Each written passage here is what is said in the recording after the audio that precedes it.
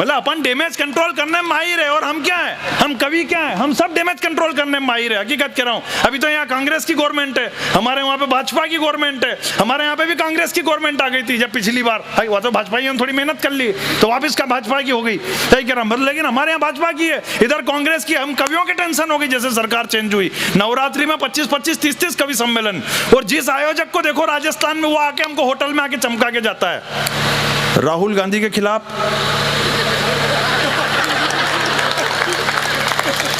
भगवान की सौगंध 25-25, 30-30 कवि सम्मेलन, हमारे टेंशन के अब करना क्या मंच पे, क्योंकि 90% कवि तो भाजपा वाले होते हैं, उनके टेंशन हो गई करना क्या। एक मंच पे तो सुनना दादा, एक मंच पे तो मैं गया और भूल गया, वो फोन लगा, वो फूल रोज 25-25 कवि सम्मेलन, एक मंच पे तो मैं जाके भूल गया कि करना क्या। मैंने जाते ही कि मैं जो राहुल जी को उधेड़ना शुरू किया, और सामने ऐसे अध्यक्ष जी बैठे हुए और ऐसे ऐसे कर रहे, और मेरे को लग रहा कि इनको मजा आ रहा,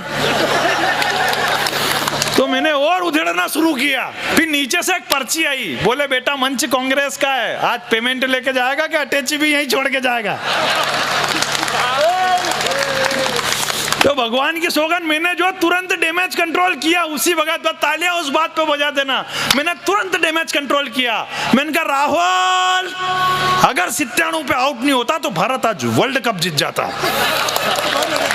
अध्यक्ष जी ने तुरंत ताली बजा दी, बोले हाँ ये ठीक कर दिया आदमी ने। बोला हम तो क्या डैमेज कंट्रोल, हालांकि देखो मेरे को भी उस आदमी के लिए डैमेज कंट्रोल करना पड़ा जिसने आजकल पूरी पार्टी को ही डैमेज करके रख रखा है, सही कह रहा। मतलब एक तो क्या उनको भान नहीं रहती, मेरा तो बहुत प्रिय है वो, ऐसी बात नहीं, हमारा तो काम ही उनसे चल रहा है।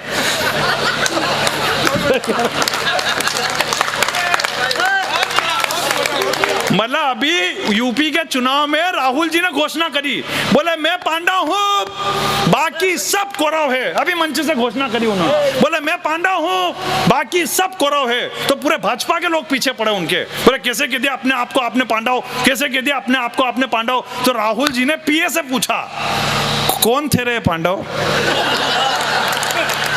बोले तेने बुलवा तो दिया मेरे से, मेरे को तो ध्यान ही नहीं कौन थे पांडव। तो पीए ने बताया सर ये पांडव जो थे ये महाभारत के एक पात्र थे। बोले नहीं दिखाओ मेरे को कौन थे पांडव। आखिर कार्यालय पे टीवी मंगाई गई, टीवी के अंदर महाभारत चलाई गई। अब संजोग से वो वाला दृश्य चल गया, इधर पांडव मुंह लटका कर बैठे हुए, इधर द्रौपदी की साड़ी खींची जा रही, ऊपर से श्री कृष्ण भगवान ऐसे साड़ी दे रहे हाथ जोड़ के। तो ये दृश्य देख के राहुल जी को गुस्सा आ गया, बोले ये क्या दिखा रहे हो मेरे को, एक महिला की साड़ी खींची जा रही है और ये 5 मूर्ख मुंह लटका कर बैठे हुए हैं, कौन है मूर्ख।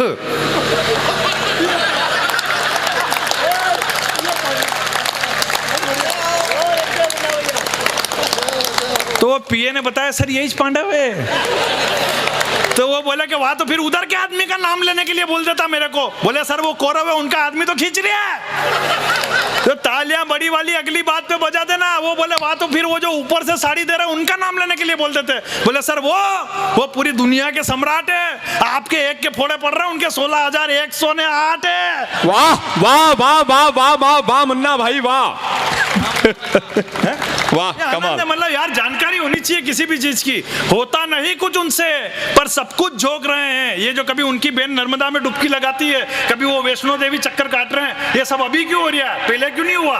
सही कह रहा, होता नहीं कुछ उनसे पर सब कुछ झोंक रहे हैं। लांगी मर्यादा शब्दों की वो इतना भोंक रहे हैं। और मिलती नहीं सत्ता तो पेतरा ही बदल लिया, मिलती नहीं सत्ता तो पेतरा ही बदल लिया। कल मजार धोग रहे थे, आज मंदिर धोग रहे हैं। कल मजार धोग रहे थे, आज मंदिर धोग रहे। लेकिन देखो मैं तो कोई राजनीति पे बोलता भी नहीं हूँ, मेरी आदत भी नहीं है। अपने आनंद लो क्या मतलब आ रहा, और ये बात कह के मैं बोल भी लेता हूँ सही। मतलब अपन आनंद लेना, मैं तो दोनों ही पार्टी को बैलेंस करके चलता हूँ। भाजपा वाले क्या कम है क्या। मेरे शहर में हमारे यहाँ मध्य प्रदेश में भी योजना आई थी काम के बदले अनाज। तो वो मेरे पास पार्टी कार्यालय से फोन आया, बोले भाई साहब वो योजना आई है काम के बदले अनाज, मंत्री जी भोपाल से निकल गए, वो जब तक नहीं आए तो थोड़ी देर पब्लिक को रोकने के लिए आप थोड़ा मनोरंजन कर देना, जो होगा आपका देख लेंगे। तो मैं गया, एक मेरे मित्र को और बुला लिया साथ में। मैंने कहा चलो थोड़ी देर पब्लिक का मनोरंजन कर देते हैं। 1 घंटा मैंने पढ़ा, 1 घंटा मेरे मित्र ने पढ़ा। बाद में मंत्री जी आए, योजना समझाई, काम के बदले अनाज, निकल लिए। बाद में पब्लिक भी निकल ली। फिर मैंने पार्टी कार्यालय से कहा, मैंने कहा हमारा भी हिसाब कर दो। तो 1.5 किलो गेहूं मेरे को वो 1.5 किलो चावल साथ वाले को। मैंने कहा ये क्या? बोले बेटा योजना यही थी, काम के बदले अनाज। अपन तो बैलेंस करके चलने वाले लोग हैं, अपने क्या लेना जीवन में, अपन तो आनंद लेने वाले लोग हैं कि बदरंग हुई जिंदगी में हंसी के रंग भरूंगा, दूंगा सौगात खुशियों की और गम सारे ही हरूंगा। और जब तक खड़ा हूं माइक पर ये जान लेना आप, मैं कोरोना वायरस की बात यहाँ बिल्कुल नहीं करूंगा। वाह, बैठ जाओ आप, बढ़िया ही चल रहे हो। तो हकीकत में तो देखो, मैं कोरोना वायरस की बात, मैंने कहा ना मैं कोरोना की कोई बात नहीं करूंगा। बड़ी मुश्किल से तो हमारे मंच हाथ में लग रहे, और मैं क्या आपको कोरोना डराऊं? पूरी दुनिया कोरोना से परेशान है और कोरोना खुद हिंदुस्तानियों से परेशान है। 10% लोग कोरोना के डर से मास्क लगा के घूम रहे और 90% लोग पुलिस वालों के डर से। सही क्या ना, हकीकत क्या ना मतलब। और मैं आपको क्या कोरोना से डराऊं? मैं अभी देवास गया था कोरोना वॉरियर्स के सम्मान के कार्यक्रम में।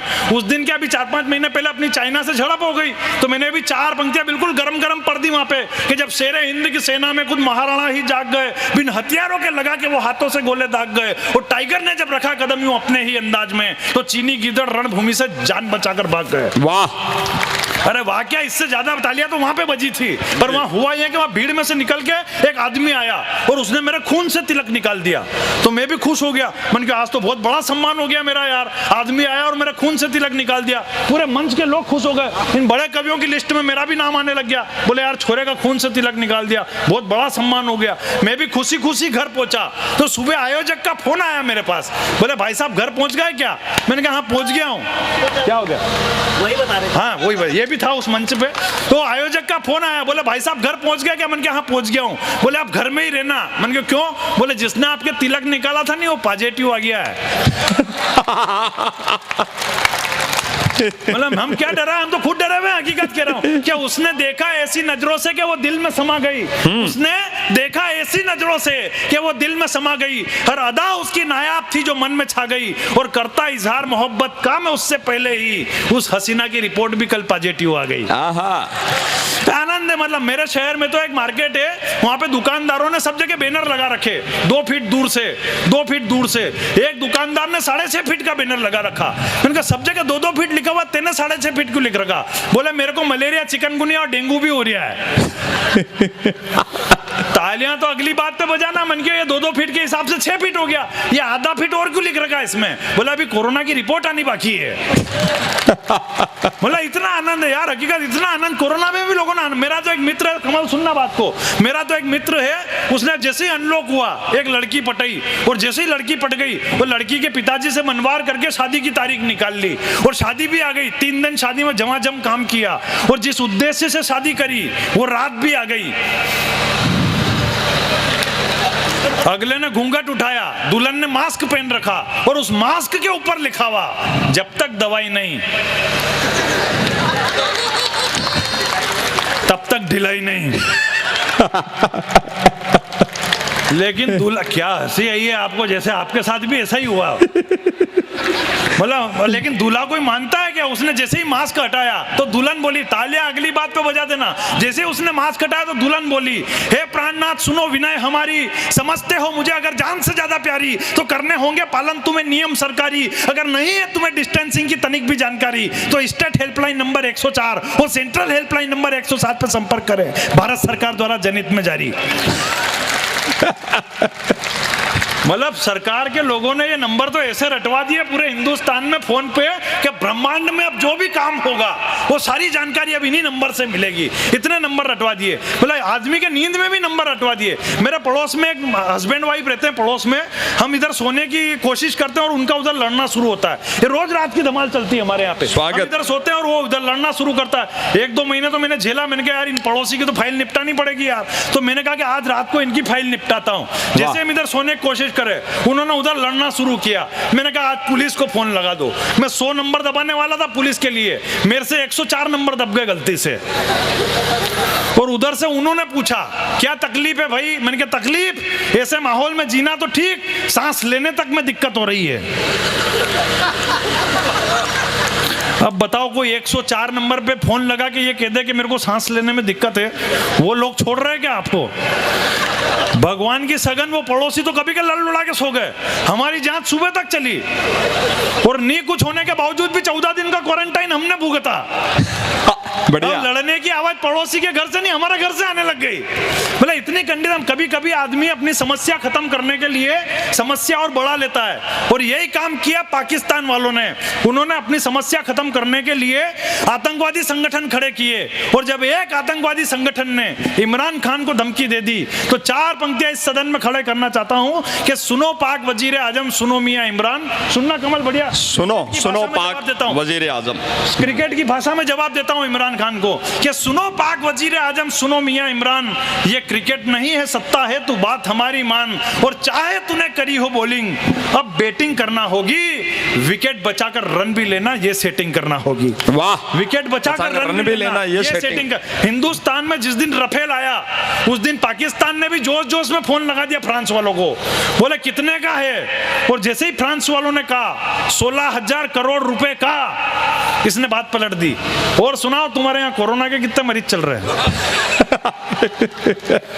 तो फ्रांस वालों ने फोर्स दे के पूछा, बोले कितने पैक करना है, तो उसने फिर बात पलट दी, बोले यहाँ वैक्सीनेशन चालू हो गया कि अभी तक खाली बूस्टर डोज ही लग रहे हैं। तो फ्रांस वालों ने जो 4 पंक्तियां पाकिस्तान को कही, बस आनंद ले लेना अगली बात के, फ्रांस वालों ने जो 4 पंक्तियां पाकिस्तान को कही कि ये वो फाइटर है बेटा जिससे पूरा जमाना धूसता है, बात मुद्दे की भी करो तो तुझे मजाक ही सूझता है, और भाड़े के आतंकियों को बॉर्डर पर भेजने वाले, भाड़े के आतंकियों को बॉर्डर पर भेजने वाले, औकात तेरी तमंचे की नहीं, और भाव रफेल के पूछता है।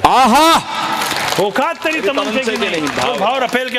अच्छा, ये बात तो फ्रांस वालों ने कही, जो बात मुन्ना बेटरी ने पाकिस्तान को कही, तालियां बड़ी उस बात पे बजा देना। बड़े लोग बैठे हुए सदन के, एक एक आदमी की ताली देखना चाहता हूं कि जो बात पाकिस्तान को मुन्ना बेटरी ने कही कि बॉल अगर बल्ले पर आ जाए तो हम 6 जड़ देते हैं, मंच का भी बॉल कि बॉल अगर बल्ले पर आ जाए तो हम 6 जड़ देते हैं, हम अपनी पर अगर आ जाए तो इतिहास गढ़ देते हैं, और जितने का खर्चा तू परमाणु बम पे करता है पाकिस्तान, जितने का खर्चा तू परमाणु बम पे करता है पाकिस्तान, उतने का सैनिटाइजर तो हम हाथों पे ही रगड़ देते हैं। वाह,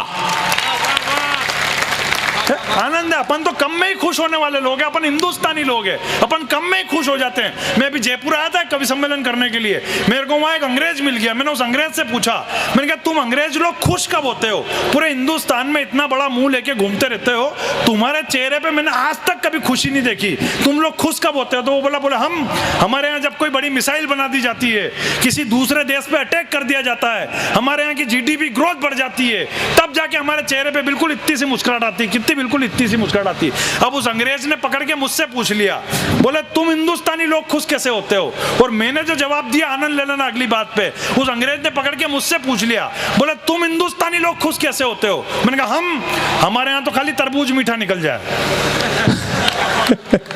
भगवान की सौगात, उसमें भी आसपास वालों को 4 लोगों को जाके बताते हैं कि आज केवल आधा किलो का लाए थे और पूरा का पूरा लाल निकल गया। वाह, बोले अपन तो कम में खुश होने वाले लोग, हमने को ज्यादा बड़ी खुशी चाहिए ही नहीं। एक और खुशी बताता हूँ, तालियां रोक के बताना अगली बात पे। आप शाम को ठीक 7 बजे जी न्यूज देख रहे हो, अचानक भाभी जी आए और आपके हाथ से रिमोट छीन लिया और इन्होंने दिया और बाती चला लिया, और 1 मिनट बाद लाइट चली जाए।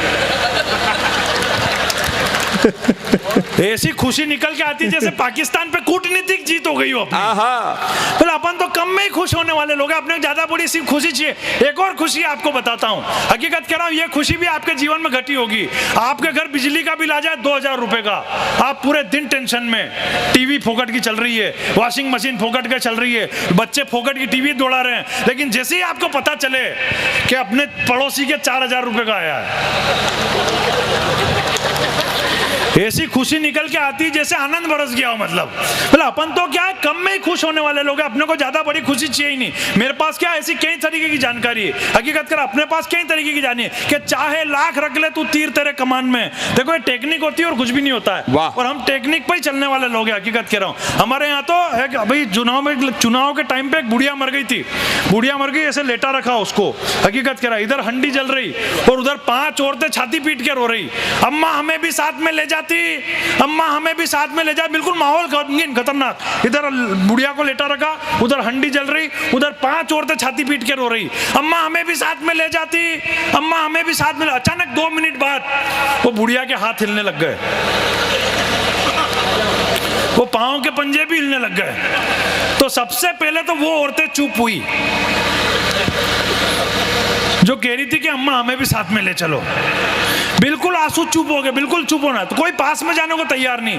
बुढ़िया जैसे ही बैठी हुई, 2-4 रिश्तेदार पीछे के पीछे ही निकल लिए, बोले निकल लो यहाँ से, अब कुछ भी हो सकता है। बड़े वाले बेटे ने हिम्मत करी पास में जाने की, और पास में गया बुढ़िया के, बोले माता जी आप वापस प्रकट हो गई हो, ये पूरे परिवार के लिए खुशी की बात है। तो अम्मा ने बोला बेटा मैं वापस नहीं आई हूँ, मैं तो स्वर्ग के दरवाजे पर चली गई थी, लेकिन एक बात तुझसे कहना रह गई थी, इसलिए मैं वापस पलट के आई हूँ। तो बेटे ने पूछा, बोले ऐसी कौन सी बात थी अम्मा? तो अम्मा ने पलट के वापस उन 5 औरतों की तरफ देखा, 3 तो उठ के ही निकल ली उसमें से। बोले आज ये बुढ़िया हमको ही लेने के लिए आई है यहाँ पे। तो बड़े वाले बेटे ने जोर देके पूछा, और जो बुढ़िया ने जवाब दिया, तालियां उस बात पे बजा देना। वो बुढ़िया ने जोर देके, बेटे ने जोर देके पूछा, बोले ऐसी कौन सी बात थी अम्मा जिसको कहने के लिए आप स्वर्ग के दरवाजे से वापस आ गए? बोले केवल एक बात तुझसे कहना रह गई थी। बोले क्या? बोले आएगा तो मोदी। मतलब कि लोग ऊपर से कहने के लिए आ गए, सही कह लोग ऊपर से। अच्छा मेरी बात अभी खत्म नहीं हुई है, अगली बात पे और बढ़िया ताली बजा देना। जैसे ही बुढ़िया ने कहा, पूरा घर का माहौल बदल गया। अच्छा अपने क्या 2-2 रिश्तेदार सबके ऐसे होते हैं जो बहुत वीआईपी किस्म के होते हैं, वो सबसे कार्यक्रम में आखिरी में आते हैं और बहुत पहले ही निकल जाते हैं, सबके रिश्तेदार ऐसे होते। उस कार्यक्रम में भी 2 रिश्तेदार सबसे आखिरी में आए, और उन्होंने देखा बुढ़िया तो बैठी हुई है, घर का माहौल पूरा बदल गया है, सब हंस रहे कर रहे। तो उन्होंने बेटे से पूछा, बोले कैसे क्या हो गया? तो बेटे ने जो जवाब दिया उस पर फिर आनंद ले लेना। जैसे रिश्तेदार ने पूछा, बोले कैसे क्या हो गया? तो बेटे ने पलट के जवाब दिया, मोदी है तो मुमकिन है। मतलब लहर इतनी खतरनाक थी। मतलब ऐसी जानकारियां क्या मेरे पास, कई तरीके की जानकारी, मैं तो देता रहता हूं जानकारी, सही कह रहा हूं। अभी भी टीवी पे डिबेट चल रही, बोले पाकिस्तान ने अभिनंदन को क्यों छोड़ा, पाकिस्तान ने अभिनंदन को क्यों छोड़ा। कांग्रेस वाले बोल रहे, बोले हमने जिनेवा संधि कर रखी थी इसलिए छोड़ा। भाजपा वाले बोल रहे, बोले हमारे पास मजबूत प्रधानमंत्री था इसलिए छोड़ा। जानकारी दो ही के पास नहीं, जानकारी मेरे पास है, और जानकारी ढंग की लगे तो आनंद ले लेना। वो बोले इसलिए छोड़ा, वो बोले इसलिए छोड़ा, और मैं कह रहा हूं पाकिस्तान ने अभिनंदन को इसलिए छोड़ा क्योंकि बड़ी बड़ी मूंछों के मेंटेनेंस पे भी 125 रुपए रोज के लगते हैं। वाह। और उस भिखारी के पास इतने पैसे नहीं कि अभिनंदन की मूंछें सेट करवा दे। बोला लोगों के पास जानकारी, मैं जानकारियां देता फिर रहा हूं हिंदुस्तान में। अभी भी टीवी पे डिबेट चल रही, बोला काला धन क्यों नहीं आया, काला धन क्यों नहीं आया, काला धन क्यों नहीं आया आज तक इस देश में?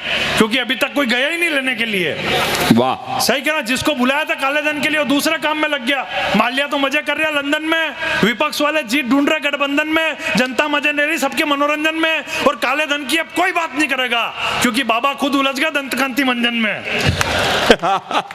जानकारी नहीं लोगों के पास, सही कह रहा, लोगों के पास जानकारी में लागों के जानकारी। लेकिन साहब इस बड़े मंच पे खड़ा हूं, एक बात अगर आपके दिल से अगर निकले तो मैं बड़ी तालियां देखना चाहता हूं। हिंदुस्तान में पूरी दुनिया को एक बड़ी जानकारी दी 5 अगस्त के दिन, और वो जानकारी अगर आपको ढंग की लगे तो आपकी बड़ी तालियां सदन में देखना चाहता हूं कि सदन में बैठकर सदन को हिला दे, इसका जैसा कोई जिगर वाला नहीं है। सदन में बैठकर सदन को हिला दे, उसके जैसा कोई जिगर वाला नहीं है। दिया है आशीर्वाद देश की जनता ने, अब वो डरने वाला नहीं है। और 370 हटाकर ये बता दिया है मोदी ने कि कश्मीर हिंदुस्तान का है, जिहादियों के बाप की धर्मशाला नहीं है। वाह।